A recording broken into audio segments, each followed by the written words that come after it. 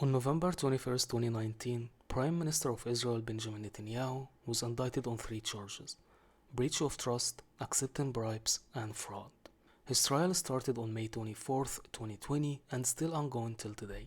For 3 years prior to the indictment, starting in 2016, the Israeli police has been conducting interrogations with hundreds of witnesses, including former head of communication Nir Hafetz and former Israeli Finance Minister Yair Lapid, and has been investigating each of Benjamin Netanyahu, his wife and his son Sarah and Yair Netanyahu, and businessmen Arnon Milchan and Shaul Ilovich.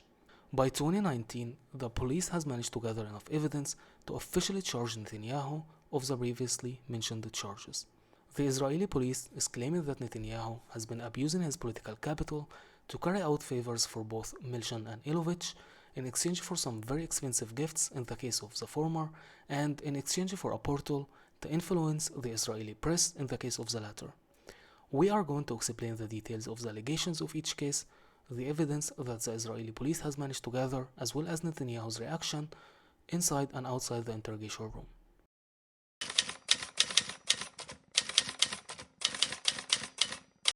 Arnon Milchan is a former international arms dealer and a former Israeli spy who by the 80s decided to lead a quiet life after his wild 20s as a simple and a humble billionaire Hollywood producer. The Israeli police is accusing Netanyahu of abusing his political capital for the sake of Arnon on two different occasions, in exchange for a supply line of lavish gifts from Arnon to the Prime Minister and his wife. In 2011, an unauthorized biography of Milchan came out revealing details of his career as a secretive Israeli operative, including how he was involved in obtaining arms components for the Israeli back then secretive nuclear program. Later on in 2013, Milchan confirmed these claims in an interview he gave to an Israeli documentary program and posted of how he felt like he was the James Bond of Israel back then. In light of Milchan's confirmation of these details, the United States decided to stop his 10 years visa, which he has been getting regularly, and instead he was required to apply for an annual one, which put Milchan in a state of panic, according to his former personal assistant Hadass Klein. Milchan decided to contact none other than Benjamin Netanyahu, who was serving as the Prime Minister of Israel back then, according to Raviv Droker, an Israeli investigative reporter who has been sued 3 times by the Netanyahu family. According to Droker, Netanyahu did intervene on Arnon's behalf, contacting John Kerry, USA Secretary of State at the time, and eventually Milchan's 10 years visa was restored. The second occasion on which Netanyahu had allegedly abused his political power for Milchan's sake has to do, of course, with what all billionaires want: lower taxes, as if having infinite amount of money is not enough. To put it simply, Arnon Milchan was paying less taxes in Israel than he was supposed to due to a tax law that was in effect but was approaching its end and was close to no longer be in effect, which for Milchan was a problem since again an infinite amount of money is apparently not enough for billionaires. According to the Israeli police, Milchan had contacted Netanyahu to extend the law, who in turn contacted the finance minister of Israel back then in order to ask him to do just that, to extend the term of the law so Milchan could keep paying less taxes. The evidence for the case involving Milchan comes mainly from the statement of both Milchan himself and his former personal assistant Hadass Klein.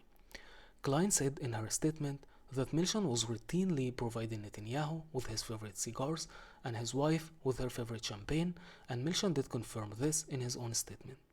According to Klein, these gifts, which had code names green leaves for the cigars and pink for the champagne boxes, were demanded and not simply asked for.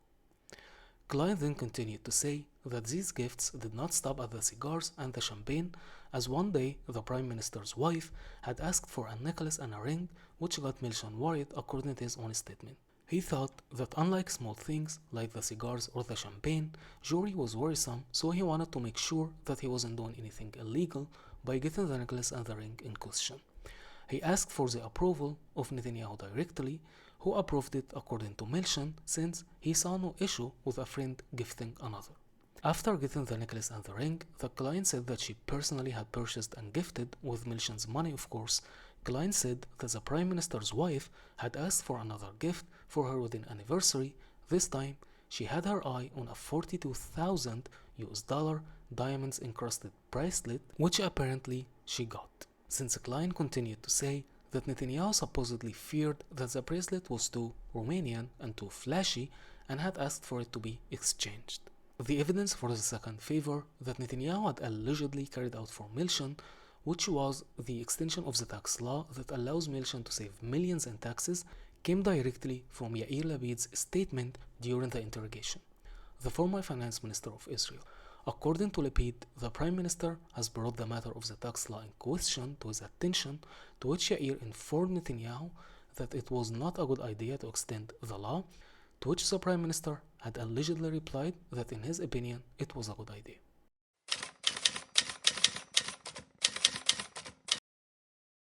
The second set of allegations has to do with another Israeli businessman called Shaul Elovitch, who is considered to be the tycoon of the telecom industry of Israel. This one also has to do with Netanyahu allegedly using his political power to carry out favors for another billionaire, but this time not in exchange for some gifts, but in exchange for an access to intervene in and control the press. Elovitch is the co-owner of an Israeli news website called Walla that reaches hundreds of thousands of people each day. Many of them are on the younger side, which makes it a very important tool in manufacturing the intellect of the Israeli masses. A fact that was not lost on Netanyahu, who was always very critical of the website and referred to the website as Walla Hamas in the leaked footage of his interrogation featured in the Bibi File documentary. The opportunity comes one day to get hold of the website when it was time for Elovitch, who had borrowed millions from the banks to finance his business, to pay back the loans, which he couldn't do at the time, so he decided to ask the prime minister for a favor through Nir Hefetz, former head of communications of Netanyahu, whose statement in the interrogation forms the basis on which the Israeli police has built this case. According to Nir Hefetz, Elovitch had given him a document that would allow him to get a quick influx of cash if it's signed by the prime minister directly. According to Nir Hefetz's statement, Elovitch asked Nir to deliver the document to the prime minister personally, which Nir continued to say that he did. Nir then continued to say that the prime minister had asked for a meeting to be arranged with Elovitch after reading the document. Both owners of the website Walla, Shaul and Iris Elovitch, have been interrogated by the police, who denied that the meeting has ever happened and who claimed that their phones were destroyed when the police asked to access them. According to Raviv Droker, this secret meeting did indeed take place, and eventually Netanyahu got hold of the website. Former chief editor of Walla, Avi Alkalai, who was featured in the documentary, stated that the website began to feel like a restaurant serving only one person, and that the interference in the content was constant from the Netanyahu family, who wanted the website to portray them, Netanyahu, his wife and his son, only in positive light. On the same note, Nir Hefetz added in his statement that any request to alter the content of the website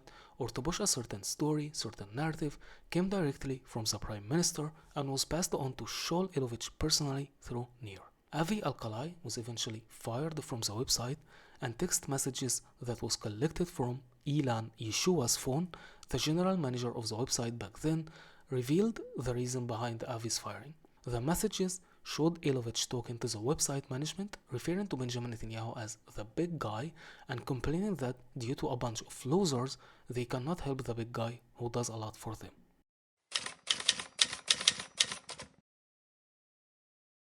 The Bibi Files documentary featured leaked footage of the Israeli police interrogating each of Benjamin Netanyahu on both cases, Sarah Netanyahu on the Arnold Milshan case, and Yair Netanyahu on the alleged influence over Walla. The three of them inside the interrogation room denied the allegations and dubbed all of them as lies and as a conspiracy by the police and the media to bring down the Prime Minister. Outside the interrogation room, Benjamin Netanyahu started taking actions to shield himself against the accusations, starting by addressing the public after the official indictment, framing what was happening as a coup attempt against him, and then by appealing to factions of the Knesset that would be willing to work with him after these accusations have been brought up. According to Droker, this was the point when the central left parties of Israel started to shut off Netanyahu, which made him pivot toward the most extreme right-wing politicians of the Knesset, since they don't really care about corruption, and since by then they both shared a common enemy, which was the Supreme Court. Netanyahu started calling for and working toward forming a full right-wing government, appealing to the most extreme right-wing factions of the Knesset, and in 2020 he achieved this goal. Smotrich has been appointed Minister of Finance and Ben-Gvir has been appointed Minister of National Security. Both of their parties had little to no power in the Knesset before this, and both of them were considered extremist by the rest of the Israeli political parties. And just to be clear here, this is not me trying to paint the other Israeli political parties in a better shade or saying that the issue with Israel is Netanyahu and his current government, as the Bibi Files documentary was obviously trying to do so. Israel itself is the issue. It is a settler colonial project and there is absolutely nothing good about it. The difference, however, between politicians like Ben-Gvir and Smotrich and the rest of the political parties there is that these two are willing to openly call for the annexation of the Palestinian land and for stating it blatantly as the only goal of Israel, while the rest of the parties are willing to play political games while carrying out the project more quietly. Netanyahu, in the light of the allegations, decided to go against the entire judicial system of Israel, especially against the Supreme Court, and wanted to introduce reforms that will help him and his new formed coalition. The reform proposed by the new government would limit the power of the Supreme Court over the government, allow Netanyahu himself to appoint the judge that will listen to his appeal, and would limit the power of the Supreme Court in getting in the way of Smotrich and Ben-Gvir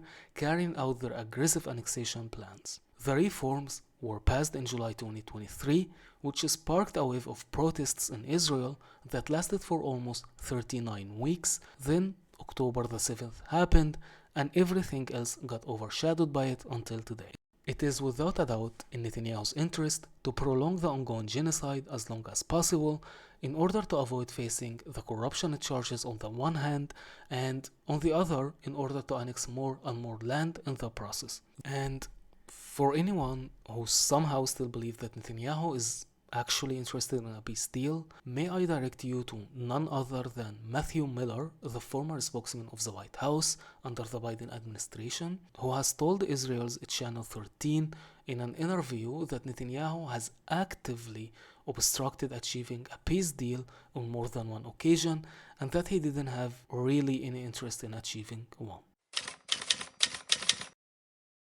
Benjamin Netanyahu has been indicted on 3 corruption charges in 2019, and the trial is still ongoing today. The prosecutors accuse Netanyahu of abusing his political capital for his own interest and for the interest of 2 Israeli billionaires in exchange for access to influence the Israeli media and in exchange for some extravagant gifts. In light of the allegations, Netanyahu worked toward and succeeded in forming the most right-wing government of Israel so far, that in turn working to introduce reforms that will limit the Supreme Court power over the government, allowing Netanyahu to appoint his own appeal judge, and limiting the court's power in opposing the aggressive annexation plans of this government. It is within Netanyahu's best interest to prolong the ongoing genocide as long as possible, and we now have a former spokesman of the White House confirming that Netanyahu was never really interested in reaching any truce deal.